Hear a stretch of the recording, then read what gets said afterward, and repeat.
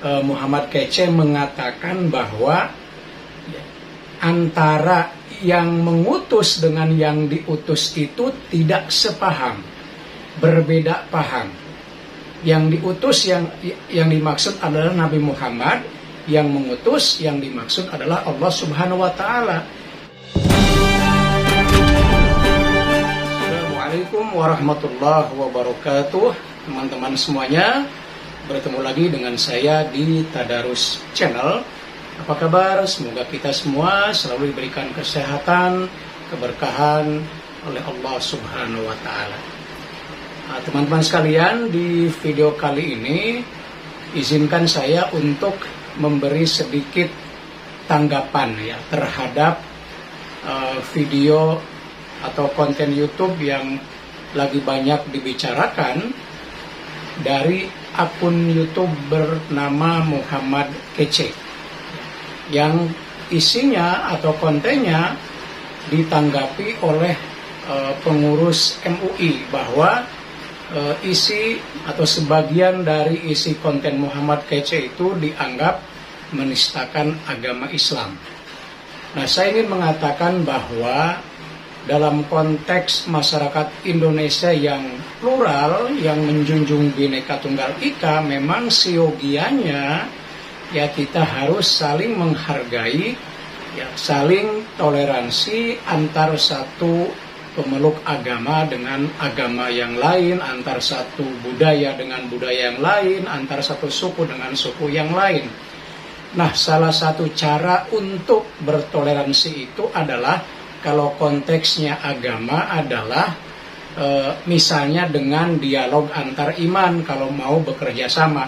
Nah, dialog antar iman itu biasanya ya adalah mencari titik temu, kalimatun sawa. Jadi misalnya kalau ada kerjasama pun antar pemeluk agama yang berbeda, maka berangkatnya dari persamaan, ya, bukan perbedaan. Nah ini, jadi kalau ingin kita melakukan toleransi antara satu pemeluk agama dengan agama yang lain, maka basisnya pada persamaan. Ya. Kalau berangkatnya dari perbedaan, maka tidak pernah akan mencapai titik temu, gitu ya. Yang berbeda itu biarkanlah ya dipegang oleh masing-masing pemeluknya. Ya, kita tidak perlu mengintervensi. Ingin mencoba memahami supaya pemahamannya sama dengan mereka, tidak usah ya, biarkan saja ya, kita cari titik temu persamaannya saja.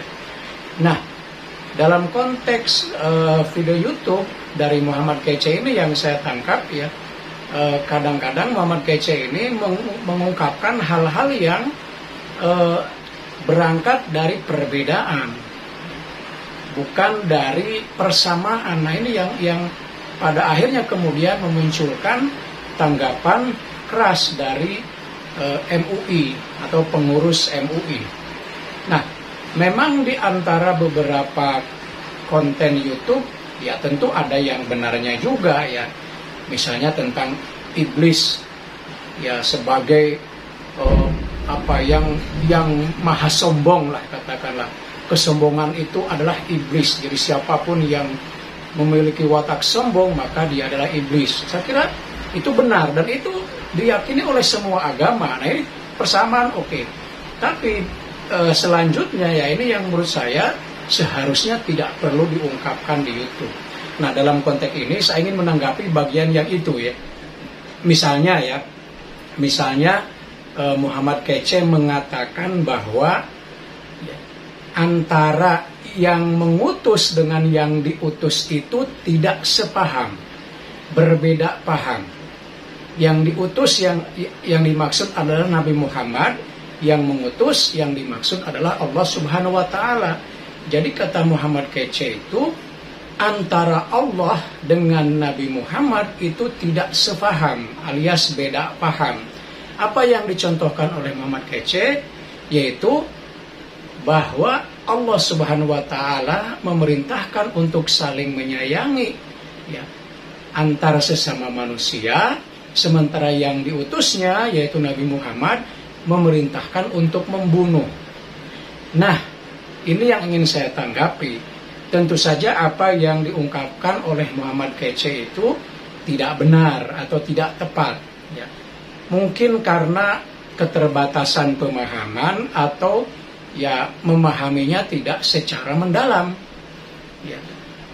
Bukan bermaksud apologi ya, tapi marilah kita lihat ya, sepak terjang Nabi dari bahkan mulai sebelum Nabi sampai kemudian menjadi Nabi dan Rasul.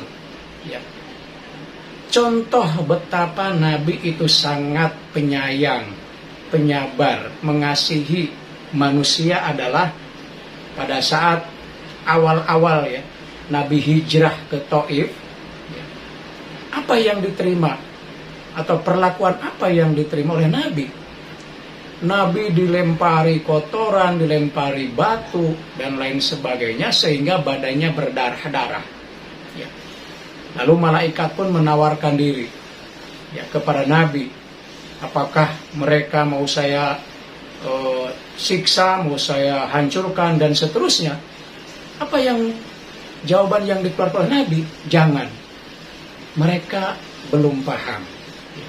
Mereka tidak tahu. Jadi bukannya Nabi ingin membalas mereka karena dirinya disakiti sampai berdarah-darah, tapi justru Nabi membalasnya dengan mendoakan agar mereka kemudian mendapatkan hidayah. Kalau seperti itu, bagaimana mungkin ya Muhammad menyuruh untuk membunuh manusia? Gitu ya. Itu contoh yang pertama. Kemudian ya, selama Nabi menyebarkan agama Islam, ya, Nabi selalu diawali atau mengawali langkahnya dengan diplomasi surat menyurat. Jadi ketika misalnya ingin mengajak satu penduduk ya, atau satu negara katakanlah masuk agama Islam, tidak langsung memerangi, tapi Nabi mengirim surat kepada rajanya, mengajak berdakwah. Dan ada satu kejadian yang menarik ya, ketika Nabi menyampaikan kepada salah seorang raja gitu ya, berdakwah. Nabi kan biasa mengawali dengan setelah Bismillah itu ya mengatakan min, kan surat itu dari ya, min Muhammad Rasulillah, dari Muhammad utusan Allah, awal suratnya. Nah, salah seorang raja itu menolak ketika membaca awal kalimat min Muhammad Rasulillah. Ya. Kata raja itu, saya tidak mau menerima surat karena Muhammad menyebut utusan Allah. Balikin lagi surat itu. Nah, ketika kemudian surat itu dikembalikan kepada Nabi oleh utusan, bagaimana reaksi Nabi? Nabi tidak marah. Nabi dengan mudahnya mencoret Rasulullah. Dia ganti dengan Muhammad bin Abdullah. Jadi suratnya itu oleh Nabi langsung diganti Muhammad bin Abdullah. Nabi ngikutin saja dengan permintaan raja itu menghapus Rasulullahnya. Diganti bin Abdullah dari Muhammad bin Abdullah. Ini menunjukkan betapa Nabi itu tidak frontal gitu dalam cara berdakwah. Kemudian contoh yang lain. Kalau kita lihat peperangan-peperangan yang terjadi di zaman Rasulullah ya, yang biasa disebut ghazwah. Dalam Islam itu ada ghazwah, ada sariyah. Ghazwah adalah peperangan di mana Nabi ikut di dalamnya. Sariyah, peperangan di mana Nabi tidak lagi ikut ya karena sudah meninggal. Nah, semua ghazwah, peperangan yang dialami Nabi dari mulai perang Badar, Uhud dan seterusnya, tidak ada satupun yang dimulai oleh Muhammad dan para sahabatnya. Semua peperangan itu merupakan respon, balasan. Ya, karena Nabi diperangi terlebih dahulu. Ya, perang Badar, kenapa disebut Badar? Ya karena terjadi di Badar itu. Badar itu satu tempat. Jadi Nabi dihadang oleh kaum kafir Quraisy di Badar. Ya, dihadang tentu saja diperangi.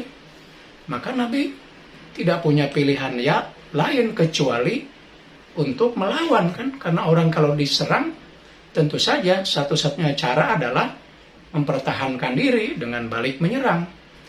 Ketika perang sangat mungkin terjadi saling membunuh karena memang peperangan. Tapi ya, selain itu, setiap kali berperang, ya, Nabi selalu berpesan, jangan bunuh perempuan atau wanita, jangan bunuh anak-anak, jangan bunuh orang-orang yang sudah renta, jangan ganggu, gitu ya. Bahkan kepada tawanan perang yang ditawan sesaat setelah perang Badar itu, tidak ada yang diperlakukan dengan kejam. Bahkan disuruhnya mereka untuk mengajarkan baca tulis kepada anak-anak. Jadi para tawanan perang itu diperlakukan dengan baik, disuruh mengajarkan baca tulis.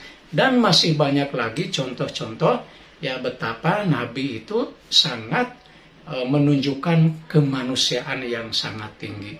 Nah, inilah barangkali respon saya terkait dengan bahwa Muhammad itu tidak pernah memerintahkan untuk membunuh.